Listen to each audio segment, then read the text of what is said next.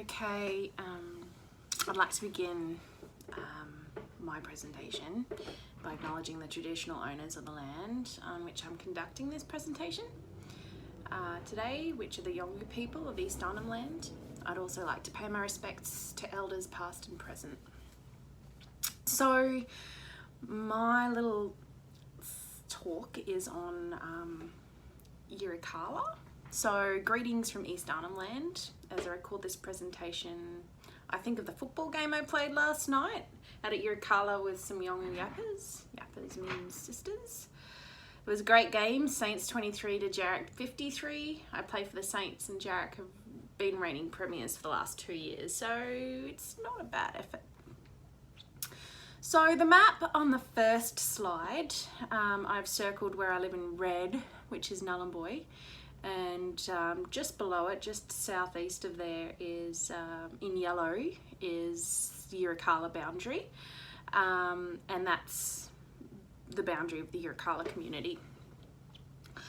The map, so Yirrkala is a community on the Gove Peninsula, which is northeast Arnhem Land in the Northern Territory.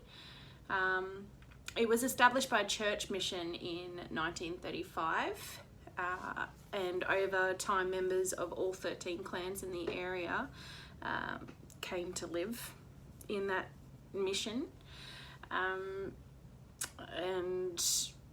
there has been unrest between these clans ever since because they have different cultural aspects for each different family. In 1970, the Methodist Church handed the land back to the Darnball Community Association, which consisted of the representatives from the 13 clans. And in 2008, the association amalgamated with the East Arnhem Shire, and the East Arnhem Regional Council took over the local government. So now the East Arnhem Regional Council looks after Yirrkala. The community became renowned in 1963 when elders sent bark petitions to the Australian government to oppose bauxite mining on their homelands. I'm not sure who it was back then, but now it's Rio Tinto that reside here, and they pretty much lease the land to mine and lease the Nhulunbuy town land for people to live in, but the land actually belongs to the Aboriginal people here. Roy Marika was one of those signatories and became well known for lobbying for Aboriginal rights in the region. He actually lobbied against he lobbied for alcohol prohibition for his people. He lobbied against the first hotel to be opened here in Nhulunbuy because he was worried about alcohol issues among his people. Unfortunately, he was unsuccessful in that, but the Walkabout, which is the first hotel in Nhulunbuy, still stands now, so it's pretty historical. The community now offers several programs to build social capital at various levels to improve wellbeing. There are several Aboriginal organisations operating in and around Yirrkala. There's also the Bukulangoi Mulka Art Museum, which displays a collection of works specifically created for it in the mid-1970s and early 80s by elders, which provides an outline of the kinship structure of the Yolngu world, which is great. So there are specifically some really big bark paintings there that were created when the art centre was opened, and those massive bark paintings outline Aboriginal law for the different clans. So it's really good cultural practice for them. It's a great place for them to preserve part of their culture. Works really well for them. It's also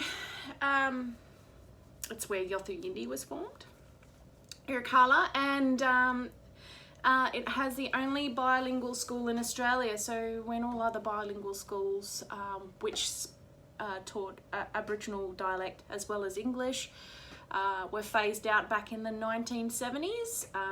Yirrkala Primary steadfast through that and decided that they were going to keep the Yolngu Matha, which is the language of the Yolngu people, and they still teach it to this day. And even at the local Nhulunbuy Primary School, we have English as a second language class where we have Yolngu children that come from community, and they start to learn English because all they've known is Yolngu Matha, and they slowly mainstream into the Australian Education Department government schooling system. Right, so on our second slide, our title is Social Capital Connections Within Community. So social capital in East Arnhem Land is realised through interactions between 3 homeland clans in one community, and there's up to 20 homeland community members that do visit but not necessarily live there. These interactions have not always been positive. Many community members are employed by and work with several organisations within the region. These organisations not only promote economic independence for members of the community, but they are also providing services and enhance overall well-being for community members, which helps to overcome differences in cultural relations by working together. So there are several organisations that help achieve this. A few of them are, and I think this is most of them, East Arnhem Regional Council, which is the local council. They provide youth participation programs and aged care and pretty much the day-to-day running of the community and town. If there's any issues, they're the people that the community members go see, as far as housing and stuff like that goes as well. Miwaj Employment and Participation Program, so MEP, so they create jobs within the community for Yolngu people, providing goods and services, parks, recreation, that sort of thing. Lanapoi Health, Aged Care and Dental. And then Lanapoi Homelands Aboriginal Services provide housing, electricity and water maintenance for Yirrkala and a lot of other East Arnhem Land communities. And there are many other communities. Yirrkala is quite a well-established community. They have most of what they need, but there are definitely a lot of other communities in East Arnhem Land which are off the grid, so to speak. They rely on generator power. They rely on organisations like Lanapoi to come out there, help with kitchen appliances, electricity, plumbing, all that sort of stuff. And as far as Lanapoi Health goes as well, they are often going out visiting community, providing dental, healthcare services and such. So there's also the Art Centre, which is encouraging local Aboriginal cultural practices. Rirrajingu Aboriginal Corporation, which provides jobs for Aboriginal people. A little bit of extra information, Roy Marika was from the Rirrajingu, which is one of the clans that came to Yirrkala way back when.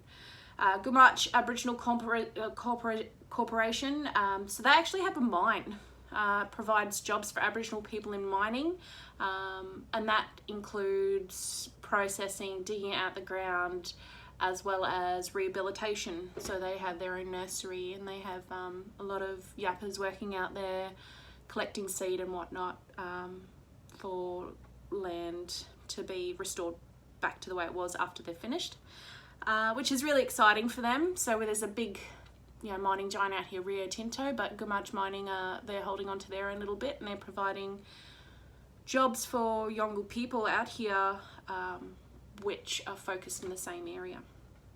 And then there's the Dimaru Aboriginal Corporation, and they look after all the lands that are outside of Nhulunbuy and the Rio Tinto footprint. So they are heavily involved in Yirrkala as well, but they also manage the lands around Nhulunbuy that you can go visit. So there are definitely beautiful places here in East Arnhem Land to visit, but you need permits and such to visit these places.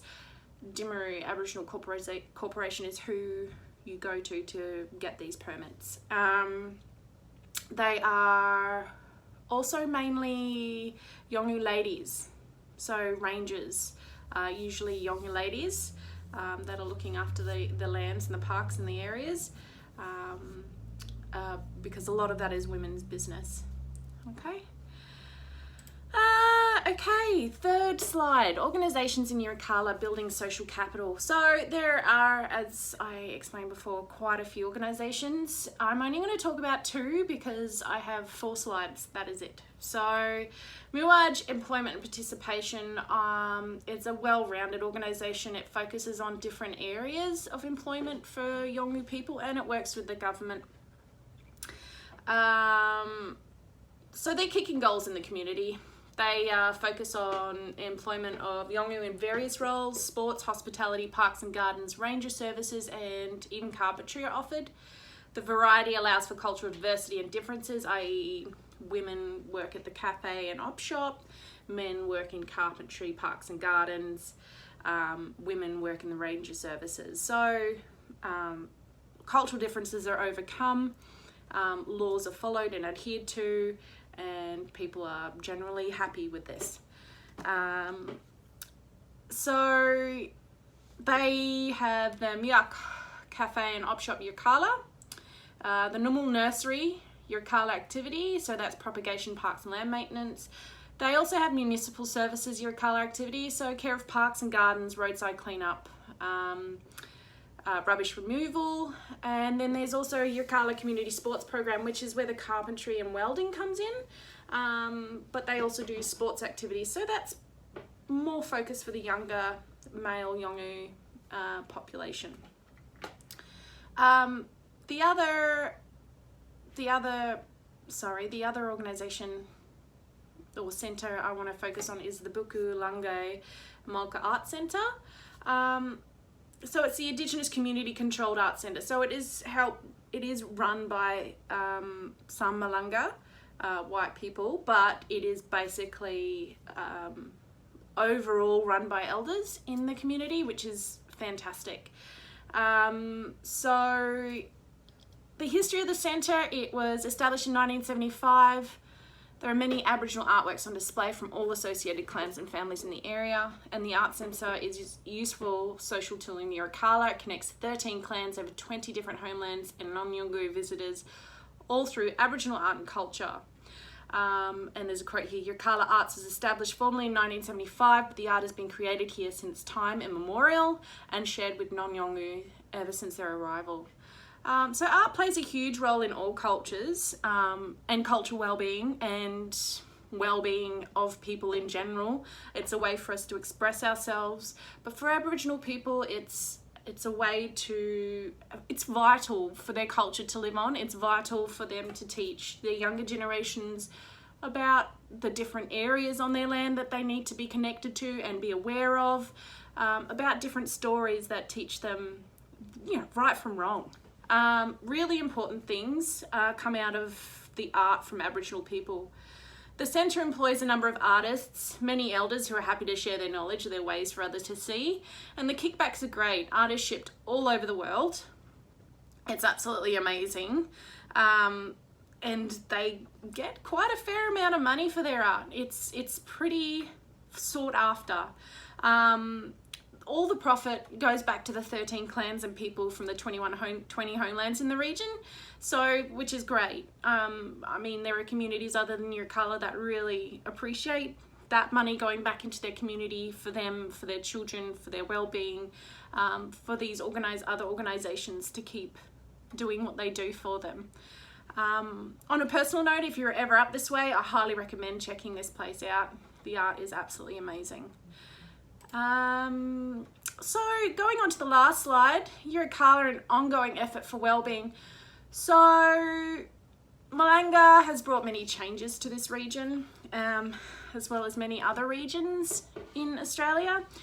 Given the cultural diversity of Aboriginal people between clans and homelands, Yirrkala community began on shaky foundations, and bringing clans together and expecting that their cultural differences were going to be overlooked was never going to be smooth sailing. It wasn't going to be a good time. Through the ongoing work of the Yolngu people and the several local Aboriginal organisations, as well as government organisations, the needs of the community members are met. However, social capital is continually being worked on by this community due to cultural differences between clans, and of course cultural differences between us. We're a big part of their world now.